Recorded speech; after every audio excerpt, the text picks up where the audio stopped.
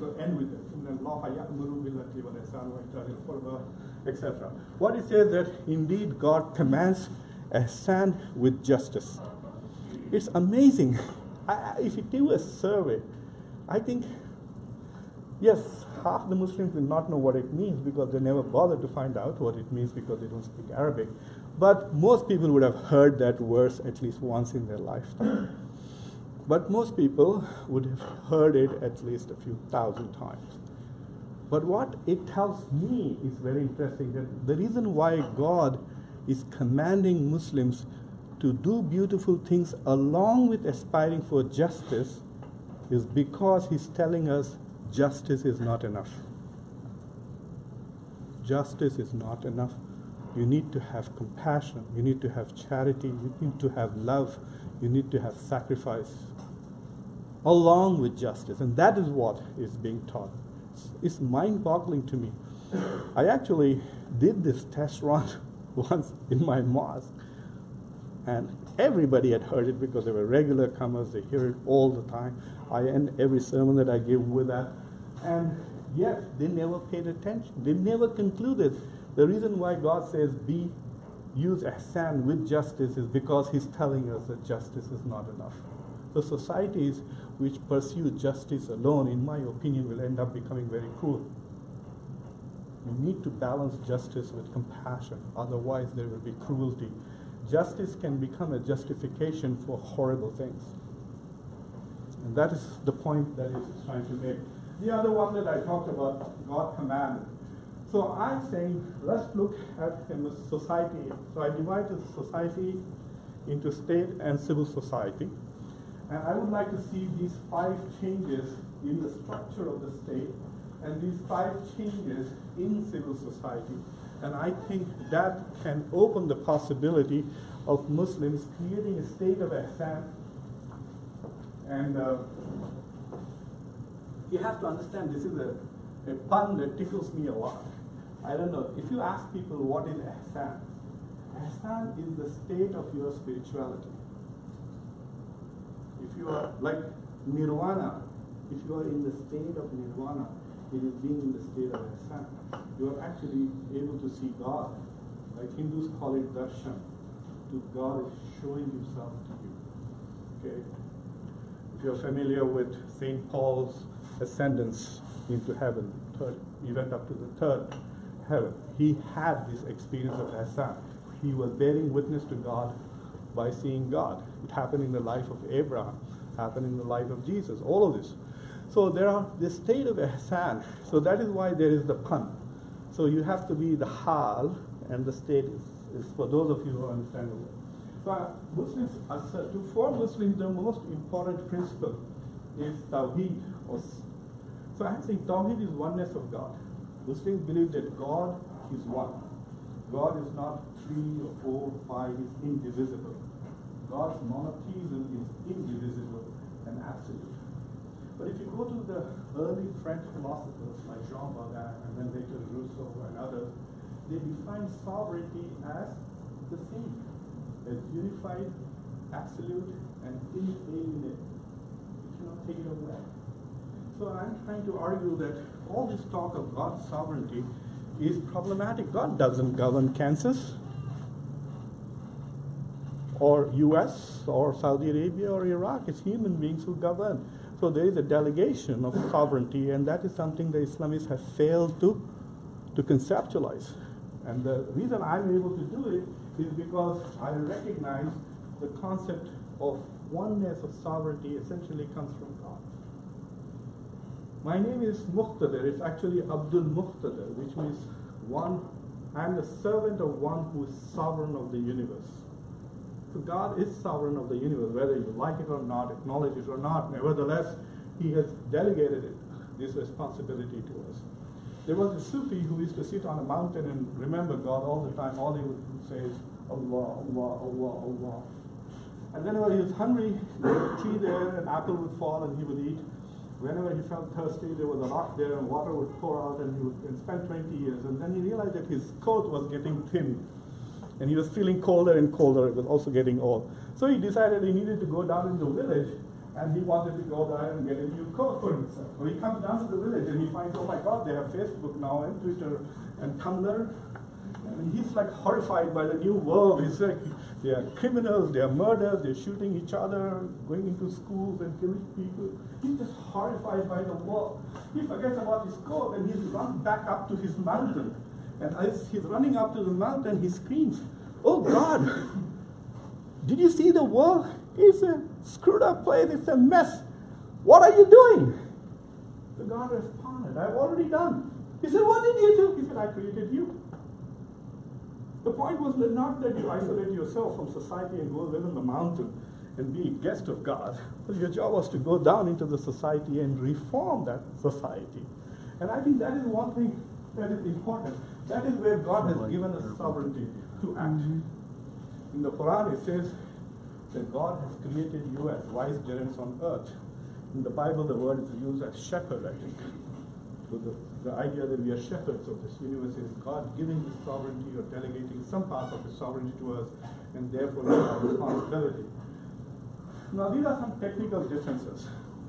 All Islamists, whether it's Al-Qaeda or Muslim Brotherhood, they model their idea of Islamic State not on the Prophet, but on the first four caliphs. Because they don't like the model of the Prophet. The Prophet did not govern by any mandate. He governed by a social contract called the Constitution of Medina. You should Google. And one of the articles of the Constitution of Medina says that Muslims and Jews are one ummah. It's fascinating. The first Islamic state was a joint venture of Muslims, Jews, and pagans. And they had equal rights and equal obligations according to the Constitution of Medina. The four caliphs did not govern by that constitution. They made the Quran their constitution. So my argument is, let's go back to that social contract and live life like the Prophet, not the caliphs. God did not make the first four caliphs as our role models. You know, the funny rule is, if you live for more than 2 years, you're supposed to be killed. The first caliph died within 2 years. The rest of the second, third, and fourth were all killed.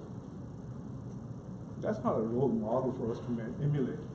The third one is to move from structure to process. Muslims are obsessed with the structure of the government. We want an Islamic state. We want a caliphate.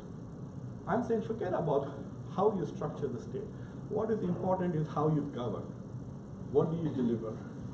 Is your process inclusive? Is your process something that is legitimate? So I want the focus to shift from structure to process.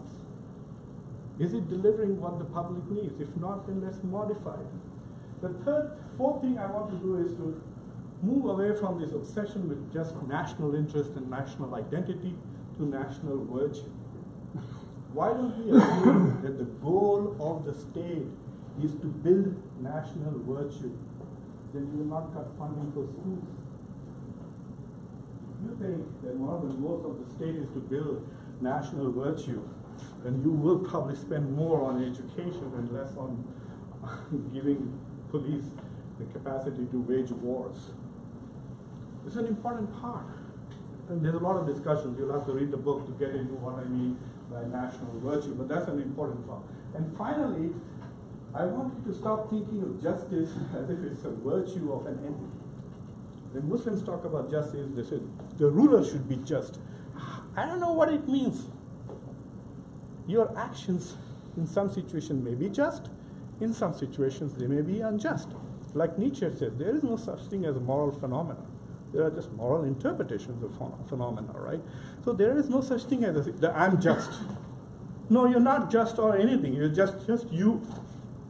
When you take an action, that particular action can be just or unjust.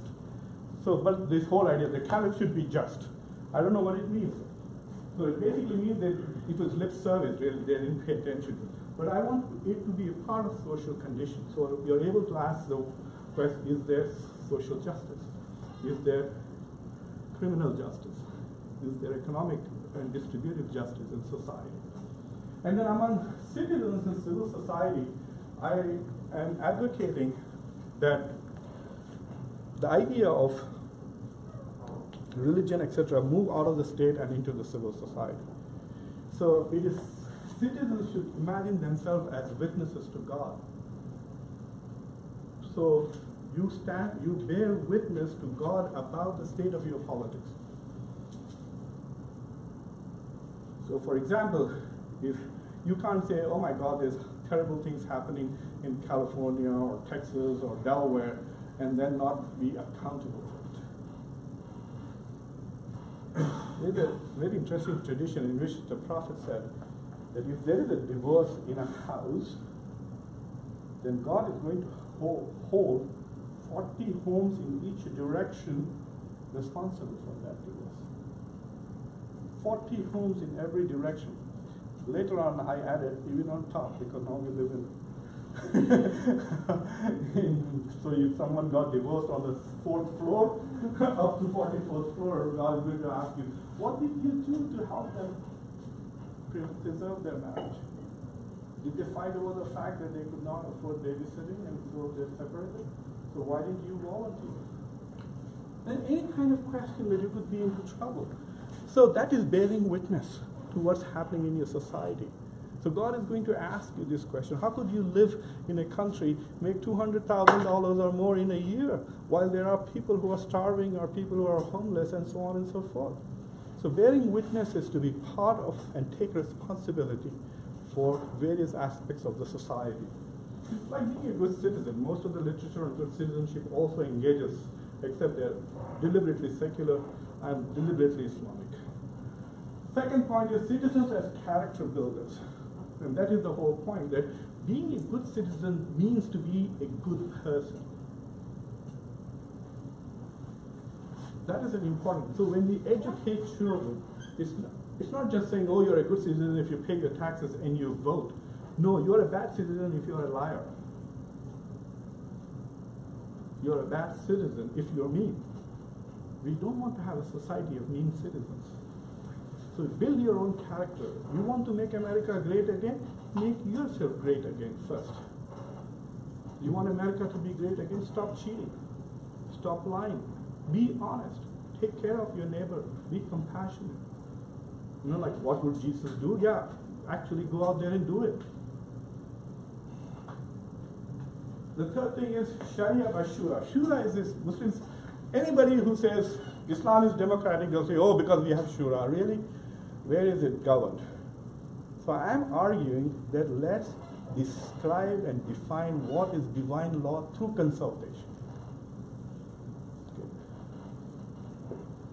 Okay. And then law enforcement to self-regulation. This is where I talk about freedoms. I take from Isaiah Berlin's concept of 4 freedoms to talk about 4 freedoms for Muslims to move from law enforcement to self-regulation, which means some parts are technical. Muslims should have the freedom to do ijtihad, which means independently interpret divine law. Number 2, Muslims should have the freedom to disagree with past opinions, which means that, so Ibn Taymiyyah said this, Al-Ghazali said it, fine. In his time, in his place, it may have been the right interpretation of the Quran. It doesn't now. For example, we know that the universe is expanding. There's a verse in the Quran which describes the universe as wasi. The word itself means both vast and also expanding. So new translations automatically describe the universe as expanding because of our empirical knowledge of the universe. And we moved away from the classical understanding of the universe, which said the universe is just vast. So why can't we do that with legal issues? Why can't we do that with women's rights? Women should not travel without a chaperone. Let me tell you, an iPhone which can call 911 is a better chaperone than your 90-year-old lecherous uncle. The phone is not going to rape you, your uncle might. So this idea that we need to have a chaperone, yeah, you can carry a gun, or you can carry a, whatever that thing is called, or carry a phone. Why can't we think like that? You know, that's my whole point. We should have the freedom to disagree with past opinions. Even Jefferson said that every generation should have the freedom to write its own constitution. It's the same idea. And finally, we need to move from God governance to good governance. This whole idea that we can have goodness in society if only God. God is too busy. He's cool. He's written 4 books. He's got tenure. There's no upward mobility. Endowed chair. He's chilling there in the heavens. Why would he want to come here? You know? I was once asked a question by a Nigerian Islamic scholar. He said, do you believe that Jesus is going to come back? Muslims believe that Jesus will come back. I don't know why he asked me the question. And I said, well, if I was Jesus, why would I come back given how I was treated the previous time I was here? Given all that happened to me, why would I come back? And this guy goes and writes an article in the main newspaper in Nigeria saying, American Muslims do not believe in the return of Jesus. but the idea was that ultimately God is going to himself govern on earth. I think Muslims should forget about waiting for the return of Messiah and Jesus and all, but start making sure that our potholes are taken care of and we provide good governance today. I'm going to stop with that. That's the book. That's the idea. I'll be happy to answer questions if you have any. Well, thank you very much.